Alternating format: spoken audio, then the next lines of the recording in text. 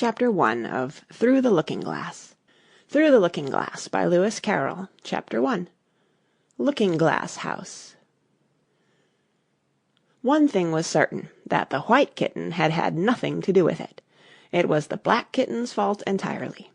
For the white kitten had been having its face washed by the old cat for the last quarter of an hour, and bearing it pretty well considering, so you see that it couldn't have had any hand in the mischief. The way Dinah washed her children's faces was this.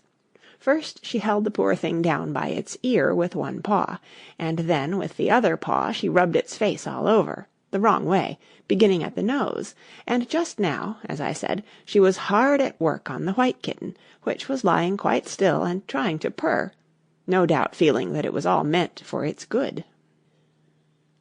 But the black kitten had been finished with earlier in the afternoon, and so, while Alice was sitting curled up in a corner of the great armchair, half talking to herself and half asleep, the kitten had been having a grand game of romps with the ball of worsted Alice had been trying to wind up, and had been rolling it up and down till it had all come undone again, and there it was, spread over the hearth-rug, all knots and tangles, with the kitten running after its own tail in the middle.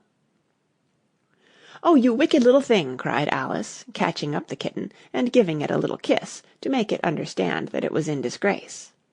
"Really, Dinah ought to have taught you better manners. You ought, Dinah, you know you ought," she added, looking reproachfully at the old cat, and speaking in as cross a voice as she could manage, and then she scrambled back into the armchair, taking the kitten and the worsted with her, and began winding up the ball again.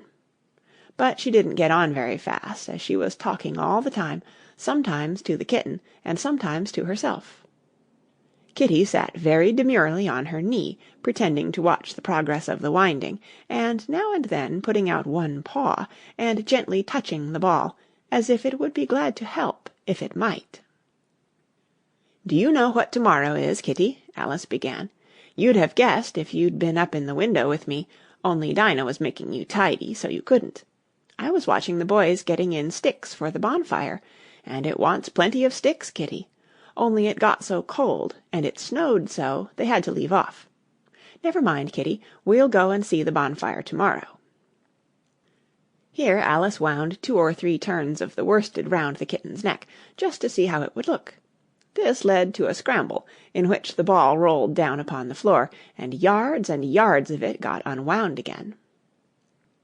"Do you know, I was so angry, Kitty," Alice went on as soon as they were comfortably settled again, "when I saw all the mischief you had been doing, I was very nearly opening the window and putting you out into the snow. And you'd have deserved it, you little mischievous darling. What have you got to say for yourself? Now don't interrupt me," she went on, holding up one finger. "I'm going to tell you all your faults. Number 1, you squeaked twice while Dinah was washing your face this morning. Now you can't deny it, Kitty, I heard you. What's that you say?" pretending that the kitten was speaking. "Her paw went into your eye. Well, that's your fault for keeping your eyes open. If you'd shut them tight up, it wouldn't have happened. Now don't make any more excuses, but listen. Number 2, you pulled Snowdrop away by the tail, just as I had put down the saucer of milk before her. What, you were thirsty, were you? How do you know she wasn't thirsty too? Now for number 3, you unwound every bit of the worsted while I wasn't looking. That's 3 faults, Kitty, and you've not been punished for any of them yet. You know I'm saving up all your punishments for Wednesday week. Suppose they had saved up all my punishments," she went on, talking more to herself than the kitten.